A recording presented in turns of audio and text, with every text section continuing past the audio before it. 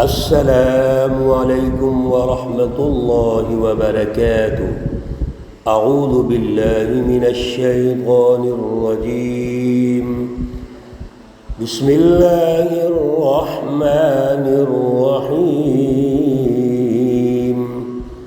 والصافات صفا فالزاجرات زجرا فالتاليات ذكرا إن إلهكم لواحد صدق الله العلي العظيم۔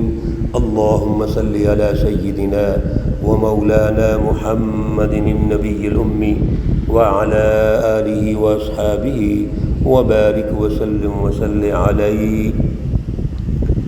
معزز سامعین و سامعات، سورۃ الصافات ہے، پارہ نمبر 23 ہے اور آیات مقدسہ نمبر 1 تا 4 ہے۔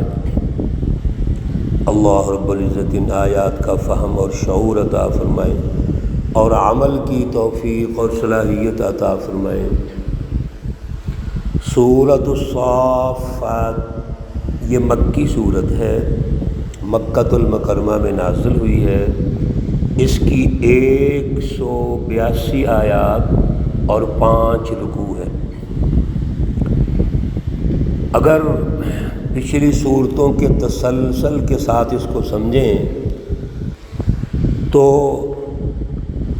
سورۃ الفاتر میں اللہ نے انسانی فطرت، اس کی ساخت اور ذمہ داریاں ارشاد فرمائیں، اور اس کے دائرے، تقاضے، تفصیلات، اور پھر اس انسانی فطرت پر قائم ہونے والی جو جماعتیں ہیں، جو مومنین ہیں، ان کے لیے جنات و عدن اور اس کی تفصیلات، اور جنہوں نے انسانی فطرت کو چھوڑا اور مقابلے میں آئے ان کے لیے جہنم اور اس کی جو تفصیلات ہیں وہ ارشاد فرمائیں۔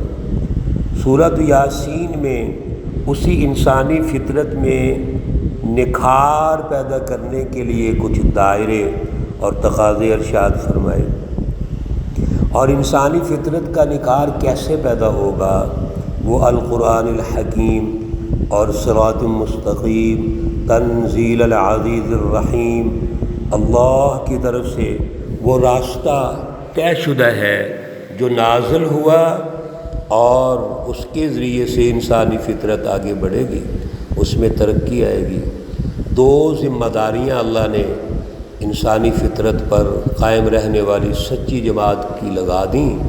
ایک تو عدل کا سیاسی نظام قائم کریں، تقوی پیدا کریں تاکہ اس کے ذریعے سے انسان اللہ سے جڑ جائیں، اللہ کی رضا کو سمجھیں، خدا شناسی پیدا ہو جائے۔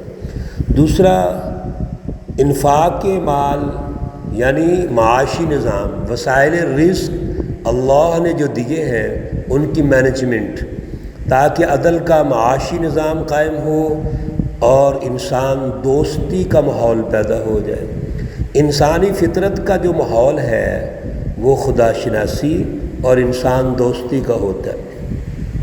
آج جو سورہ مقدسہ سورۃ الصافات ہے، یہاں پر اللہ رب العزت نے اسی فطرت کا جو لازمی چیزیں ہیں وہ ارشاد فرمائیں۔ انسانی فطرت کا جو لازمی تقاضا ہے وہ صف بندی ہے، یعنی مل کے چلنا، مل کے رہنا۔ تو اللہ رب العزت ارشاد فرماتے ہیں والصافات، قسم ہے صف باندھنے والوں کی، صفاً جو ایک قطار میں ہو کر صف باندھ لیں۔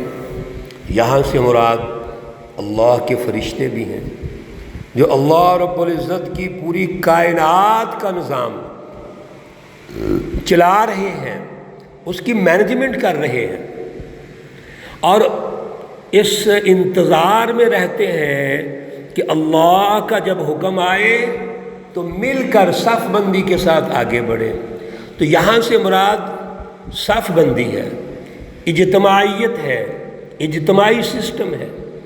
اور یہاں فرشتے، اور اگر ہم انسان مراد لیں گے تو یہاں پر اللہ رب العزت کے وہ حزب اللہ اور سچی جماعتیں ہیں جو جہاد بھی کرتی ہیں، اللہ کے راستے میں صف بندی کے ساتھ آگے بڑھتے ہیں، جیسے کہ اللہ تعالیٰ قرآن پاک میں فرماتے ہیں صفاً کأنہم بنیان مرصوص، وہ ایسے صف بندی کے ساتھ آگے بڑھتے ہیں جیسا کہ سیسا پلائی ہوئی دیوار ہے۔ یہ وہ مجاہدین ہیں، یہ وہ سچی جماعت ہے جن کے ذہن میں صرف ایک چیز ہے کہ اللہ راضی ہو جائے اور انسانیت ترقی کر جائے۔ یہ ہے انسانی فطرت۔ تو انسانی فطرت پہ رہنے والی جو جماعتیں ہیں وہ صف بندی کے ساتھ چلیں گی، ان میں انتشار نہیں ہوگا، ان میں فرقہ واریت نہیں ہوگی، ان کا ایک فلسفہ ہے، ایک ان کا ویژن ہے، ایک ہدف ہے، اللہ کی رضا، اللہ کی پہچان، خدا شناسی اور انسانی سوسائٹی کی خدمت، انسانی سوسائٹی کی ترقی۔ وَالزَّاجِرَاتِ زَجْرًا، اور قسم ہے ڈانٹنے والوں کی جھڑک کر۔ فرشتے اللہ کے اگر مراد لیں تو وہ اللہ رب العزت کے فرشتے ڈانٹتے ہیں، جھڑکتے ہیں شیطانی قوتوں کو، اور اگر یہاں سے حزب اللہ اور سچی جماعتیں مراد لیں تو وہ اللہ رب العزت کی جو سچی جماعتیں ہیں وہ میدان جہاد میں اتر کر دشمن کے خلاف ڈانٹ ڈپٹ کرتی ہیں، ان کو پکڑتے ہیں، ان کے خلاف اقدام کرتے ہیں۔ فالتالیات ذکرا، پھر پڑھنے والوں کی جو ذکراً یاد کر کے۔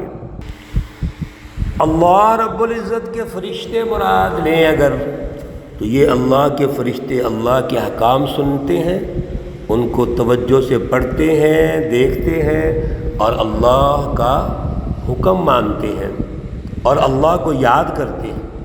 اور اگر حزب اللہ سچی جماعتیں مراد لیں، اولیاء اللہ، اللہ کے رسول، پھر اولیاء اللہ، صحابہ کرام، تو یہ اکٹھے ہو کر صف بندی کے ساتھ دشمن کا مقابلہ کرتے ہیں اور اللہ کے کلام مقدس کی تلاوت بھی کرتے ہیں، ذکر بھی کرتے ہیں اور اللہ کے اس ذکر کو یاد بھی رکھتے ہیں۔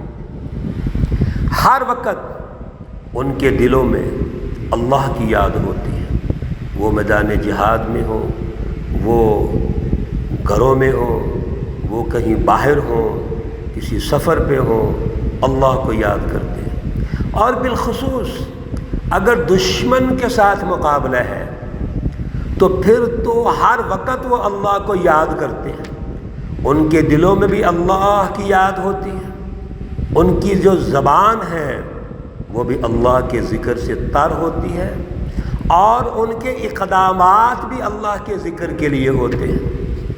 یہی ہے ذکر جس کو قرآن پاک میں اللہ نے مختلف جگہوں پر ارشاد فرمایا، اور ذکر سے مراد نصیحت، ان ہوا الا ذکر وقرآن مبین۔ اس لیے جو سچی جماعتیں ہوتی ہیں وہ ہر وقت اللہ کو یاد رکھتی ہیں، اور خصوصاً ان مواقعوں پر جہاں پر مقابلے میں دشمن ہے، جہاں پر مقابلے میں طاقت ہے، جہاں پر مقابلے میں وسائل ہیں، کافر اور ظالموں کے پاس وسائل زیادہ ہیں، یہ جماعتیں اللہ کو یاد رکھتے ہیں۔ ان الہکم لواحد، یہ ساری قسمیں اٹھا کے اللہ صف بندی کو بیان فرما کے جہاد کے اندر دشمن کے مقابلے میں مضبوط حزب اللہ کی قسم اٹھا کر اور فرشتوں کی قسمیں اٹھا کر اور پھر جو اللہ کو ہر وقت یاد رکھتے ہیں ان کی قسمیں اٹھا کر اللہ نے ارشاد فرما دیا کہ بے شک جو تمہارا معبود ہے، حاکم ہے، حکمران ہے، رب ہے، خدا ہے، لا واحد، البتہ وہ ایک ہے۔ انا بھی تاکید کے لیے ہے یہاں پہ، آگے لا واحد میں لام بھی تاکید کے لیے آتا ہے۔ یہاں پر اللہ ایک وین نمایاں کرنا چاہتے ہیں میرے عزیزو کہ اللہ تمہارا معبود، تمہارا حاکم جو اولی نہال ہے وہ ایک ہے۔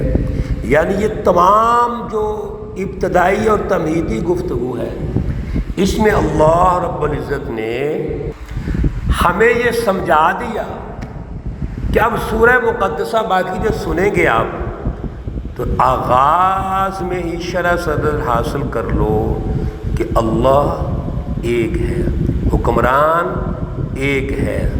میرے عزیزو، توحید، فلسفہ توحید یہ دین اسلام کی بنیاد ہے اور انسانی فطرت کی بھی بنیاد ہے۔ اگر ہم دین اسلام کہتے ہیں تو وہ دین جو انسانی فطرت پر ہے، یہ کوئی مذہبی لفظ نہیں ہے کہ صرف مسلمانوں کے لیے نہیں، بلکہ پوری انسانیت کے لیے جو فطرت ہے وہ فلسفہ توحید ہے۔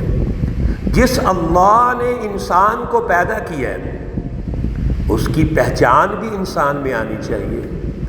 تو یہ مسئلہ انسانیت کا ہے، اسی لیے توحید کی رٹ جب بھی قائم ہوگی ہمارے دلوں میں، ہمارے ذہنوں پر اور پھر ہمارے سماج پر، تو وہ ہی معاشرہ اور سماج ترقی کرے گا۔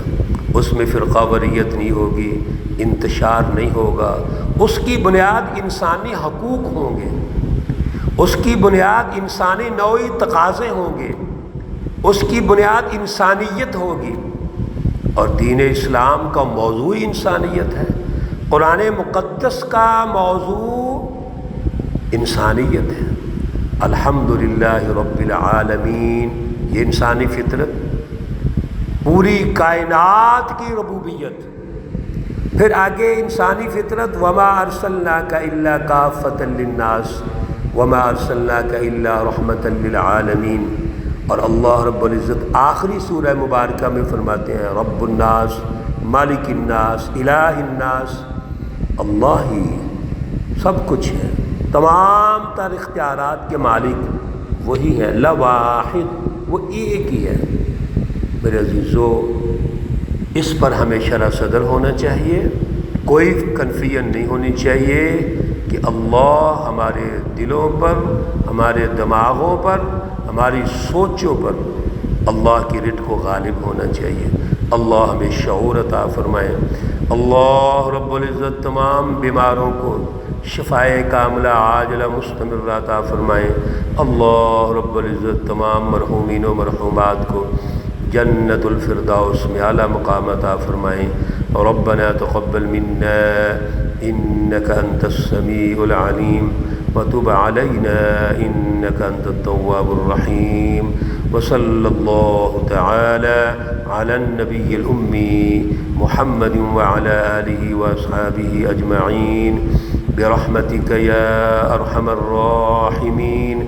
السلام علیکم ورحمۃ اللہ وبرکاتہ۔